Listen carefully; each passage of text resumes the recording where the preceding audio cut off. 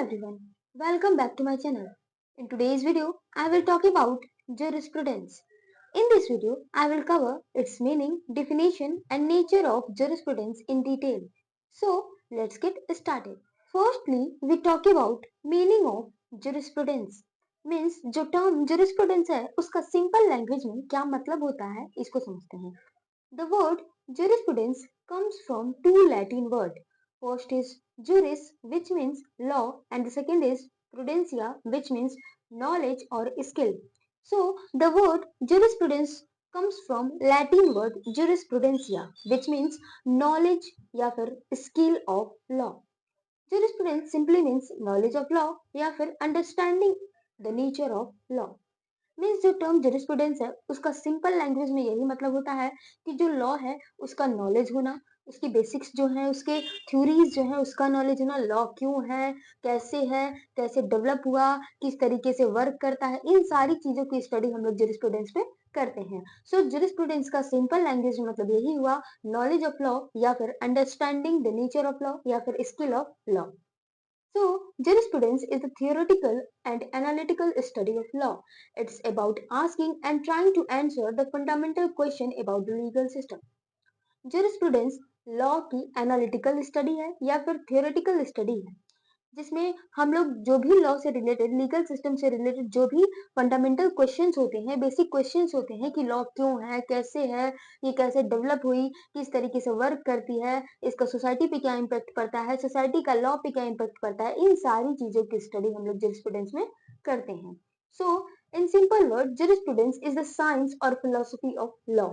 Simple word में हम ये कह सकते हैं कि जुरिस्प्रूडेंस क्या है, लॉ की फिलोसफी है या फिर लॉ की साइंस है जिसमें हम लोग किसी कंट्री के या फिर जो लॉ है हर एक कंट्री के इंटरनेशनल लेवल पे जो हर एक कंट्री में जो लॉ है उसकी साइंस और फिलोसफी को समझते हैं. That help us understand the origin, purpose, structure and working of legal system. Jurisprudence हमें ये समझने में हेल्प करता है कि किसी भी लॉ का, किसी भी लीगल सिस्टम का ओरिजिन कैसे हुआ है, उसका पर्पस क्या है, स्ट्रक्चर क्या है, वो किस प्रकार से वर्क करती है, इन सारी चीजों की स्टडी हम लोग जुरिस्प्रूडेंस में करते हैं. अब हम लोग बात करते हैं definitions of jurisprudence. According to Ulpian, जो कि एक रोमन जुरिस्ट है, jurisprudence is the knowledge of things divine and human, the science of the just and unjust. Ulpian define करते हैं कि जो भी डिवाइनली चीजें हैं, जो भी ह्यूमन से रिलेटेड चीजें हैं, उसका नॉलेज क्या है, जुरिस्प्रूडेंस है. इसके साथ ही क्या चीज अनजस्ट है, क्या जस्ट है, इसका साइंस भी क्या है, जुरिस्प्रूडेंस है. मीन्स जो भी डिवाइनली रूल है, रेगुलेशन है, लॉज है, कस्टम है, ह्यूमन मेड लॉ है या फिर सोसाइटी में जो चीज जस्ट मानी जाती है, जो चीज अनजस्ट मानी जाती है, इन सारी चीजों का साइंस, इन सारी चीजों का जो नॉलेज है वो क्या है, जुरिस्प्रूडेंस है. According to John Austin, जो कि एक इंग्लिश जरिस्ट है, jurisprudence is the philosophy of positive law, which means only the law made by humans, not moral or religious law. John Austin define करते हैं कि jurisprudence पॉजिटिव लॉ की philosophy है. Positive law की जो भी बेसिस है, पॉजिटिव लॉ मतलब कि जो भी मैन मेड लॉ है वो पॉजिटिव लॉ कहलाते हैं. सो जो भी मैन मेड लॉ है उनको बनाने के पीछे जो भी फिलोसफी होती है, जो भी बेसिस होती है, वो होता है jurisprudence. पॉजिटिव लॉ मोरल और रिलीजियस लॉ नहीं होती है, ये मैनमेड लॉ होती है. इसके अलावा जॉन ऑस्टिन ने जुरिस्प्रूडेंस को या फिर लॉ को एक तरीके से डिफाइन किया है कि लॉ क्या है, law is a command of sovereign. Austin ने लॉ को डिफाइन किया है कि लॉ जो है किसी भी कंट्री की, किसी भी टेरिटरी की जो सोवरेन होती है उसका कमांड होता है लॉ.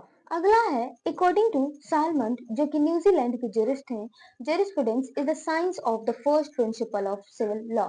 सालमन डिफाइन करते हैं कि जुरिस्प्रूडेंस सिविल लॉ की जो फर्स्ट प्रिंसिपल है उसका साइंस है. मीन्स जो भी पॉजिटिव लॉ होते हैं उसके जो प्रिंसिपल्स होते हैं उसका साइंस है जुरिस्प्रूडेंस. अगला है according to Keeton, jurisprudence is the study and systematic arrangement of the general principle of law. Ketone define करते हैं कि jurisprudence जो भी जनरल प्रिंसिपल्स होते हैं लॉ के, उसका सिस्टमैटिक अरेंजमेंट, उसका स्टडी क्या है, jurisprudence है. According to Laski, jurisprudence is the eye of law. Laski ने डिफाइन किया है कि jurisprudence क्या है, लॉ की आई है. मीन्स लॉ के जो भी बेसिक प्रिंसिपल्स होते हैं, जो भी लीगल टर्म होते हैं, वो जरिस्प्रूडेंस में उसकी स्टडी की जाती है, जिस कारण लास्की ने जरिस्प्रूडेंस को आई ऑफ लॉ के रूप में डिफाइन किया है। अब हम लोग बात करते हैं नेचर या फिर कैरेक्टरिस्टिक्स ऑफ जरिस्प्रूडेंस। सो पहला है अ थियोरेटिकल एंड अब्स्ट्रैक्ट स्टडी। जरिस्प्रूडेंस एक लॉ की थ्योरेटिकल एंड अब्स्ट्रैक्ट स्टडी है। Jurisprudence does not deal with day-to-day application of specific law. Jurisprudence जो भी स्पेसिफिक लॉ होते हैं उनका जिस प्रकार से डे टू डे एप्लीकेशन होता है, उनकी जो प्रोविजंस होते हैं उससे डील नहीं करता है। Instead, it deals with abstract theoretical ideas and principles that form the basis of law. इसके अलावा jurisprudence जो भी किसी स्पेसिफिक लॉ से रिलेटेड जो भी किसी स्पेसिफिक लॉ के बनाने के जो भी बेसिस होते हैं, जो भी प्रिंसिपल्स होते हैं, उसके पीछे जो थ्योरी होती है, उस चीज की स्टडी है jurisprudence. It is about thinking deeply about legal concept. इसके साथ ही jurisprudence जो लीगल कॉन्सेप्ट होते हैं उस पर डीपली थिंकिंग करने की स्टडी है। सो जरिस्प्रूडेंस एक थियोरेटिकल एंड अब्स्ट्रैक्ट स्टडी है, ना कि ये किसी स्पेसिफिक लॉ की स्टडी है। अगला है अनकोडिफाइड लॉ। बाकी अदर लॉज की तरह जैसे कि कॉन्ट्रैक्ट लॉ है, बीएनएस है, इसके ये सारे कोडिफाइड लॉ हैं। मुस्लिम लॉ है, हिंदू लॉ है, ये कोडिफाइड लॉ है, जबकि जरिस्प्रूडेंस एक अनकोडिफाइड लॉ है। मींस इसे सिस्टमेटिकली अरेंज नहीं किया गया है, कंपाइल नहीं किया गया है एक स्टैट्यूट के रूप में। So, jurisprudence is not a fixed set of rules found in a statute book. Jurisprudence एक fixed set of rules नहीं है, fixed set of provisions नहीं है, जिसको एक statute book में बनाया गया है, कंपाइल किया गया है। It is a body of knowledge, theories and ideas that has developed over centuries through the work of scholars, philosophers and judges.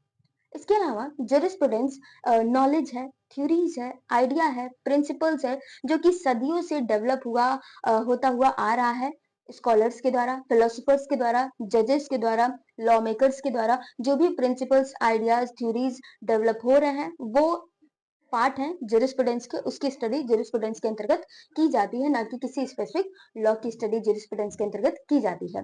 It can not be enacted और अमेंड बाय अ लेजिस्लेचर। जरिस्प्रूडेंस एक uncodified law होने के नाते ये legislature के द्वारा amend और enact नहीं की जा सकती। अगला है interdisciplinary.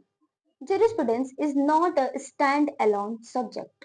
It is deeply connected to and draws from other social sciences and humanities such as philosophy, sociology, history, political science, ethics and so on.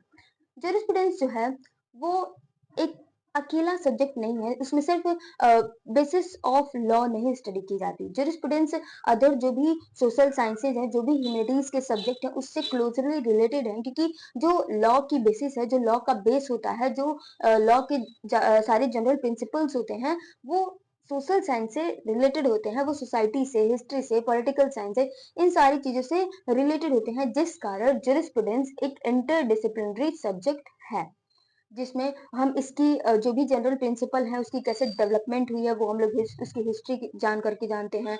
इसके साथ जो लॉ है वो सोसाइटी को कैसे इम्पैक्ट कर रहे हैं, सोसाइटी कैसे लॉ को शेप कर रही है, इस चीज की स्टडी हम लोग जरिस्प्रूडेंस के अंतर्गत करते हैं। सो जो जरिस्प्रूडेंस सब्जेक्ट है वो एक इंटरडिसिप्लिनरी सब्जेक्ट है। अगला है एवर इवॉल्विंग या फिर dynamic. Jurisprudence is a dynamic. Jurisprudence एक डायनेमिक सब्जेक्ट है, वो हमेशा चेंज होते रहता है, उसमें अनेकों प्रिंसिपल्स जुड़ते रहते हैं, हमेशा नए नए प्रिंसिपल्स आते रहते हैं सोसाइटी के चेंजिंग नीड्स के according. So a society changes, new legal and moral problem arises. जैसे जैसे सोसाइटी चेंज होती है नए नए लीगल और मोरल प्रॉब्लम आते हैं, लाइक टेक्नोलॉजी से रिलेटेड, ह्यूमन राइट से रिलेटेड, एनवायरमेंटल इशू आते हैं। And jurisprudence evolves to provide new framework for understanding and solving them. और jurisprudence उन सोसाइटी की नीड्स के अकॉर्डिंग, सोसाइटी के चेंजिंग नीड्स के अकॉर्डिंग जो है वो नए नए फ्रेमवर्क को लाती है, लॉ में रिफॉर्म लाती है, उस नीड को समझते हुए और उस प्रॉब्लम को सॉल्व करने का प्रयास करती है। तो जरिस्प्रूडेंस एक ऐसा सब्जेक्ट है जो हमेशा इवॉल्व होते रहता है। अगला है critical and analytical. It encourages a critical examination of existing law. जो jurisprudence सब्जेक्ट है वो इंकरेज करता है jurisprudence के स्टडी करने वाले लॉ स्टूडेंट्स की, स्कॉलर्स की, जरिस्ट की, कि जो एग्जिस्टिंग लॉ है उसका क्रिटिकली एग्जामिन करने को इंकरेज करता है। It ask not just what is the law jurisprudence सिर्फ ये नहीं पूछता कि लॉ क्या है, but also is this a good law, but ये भी पूछता है कि क्या जो एग्जिस्टिंग लॉ है वो सही है, और should the law be different, क्या इसके अलावा और कोई लॉ हो सकता था। This critical function help in the development and reform of legal system. Jurisprudence का यही क्रिटिकल फंक्शन हेल्प करता है किसी भी कंट्री के लीगल सिस्टम में रिफॉर्म लाने में, डेवलपमेंट करने में। अगला है views on law. Jurisprudence explain different sources of law, such as written law, court decision, tradition, custom, religion, etc., and so that the law is influenced by culture, politics, and the economy. Jurisprudence हमें ये view कराता है, ये बताता है कि जो भी लॉ है वो कहाँ से, उसका सोर्स क्या है, वो लॉ कहाँ से आए हैं। सो जुरिस्प्रूडेंस में हम ये भी स्टडी करते हैं कि जो लॉ है उसका सोर्स क्या है, मीन्स रिटन लॉ है उसके सोर्स है, कोर्ट डिसीजन है, ट्रेडिशन है, कस्टम है, रिलीजन है। इसके साथ साथ जुरिस्प्रूडेंस हमें ये भी दिखाता है कि जो लॉ है वो कल्चर, पॉलिटिक्स और इकोनॉमी से इन्फ्लुएंस होता है, साथ ही लॉ कल्चर, पॉलिटिक्स और इकोनॉमी को इन्फ्लुएंस भी करता है।